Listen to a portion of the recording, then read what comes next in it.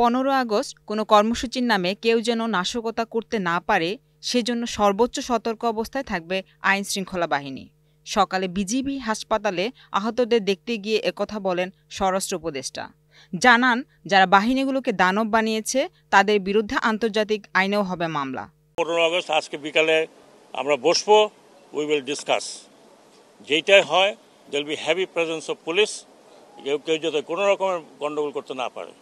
এই 15 বছর এই ফোর্সগুলোকে দানব বানিয়েছে, যারা বানিয়েছে তাদের আমি পারি আর না পারি, I will take them to international court.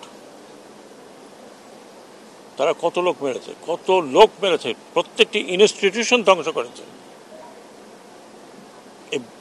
বিজেপির মতো একটা একটা একটা একটা একটা ফোর্সকে পিঠ দেখাতে বলেছে বর্ডারে আমাদের লোক মারে, বিজেপি ফ্ল্যাগ মিটিং করতে বাধ্য হয়।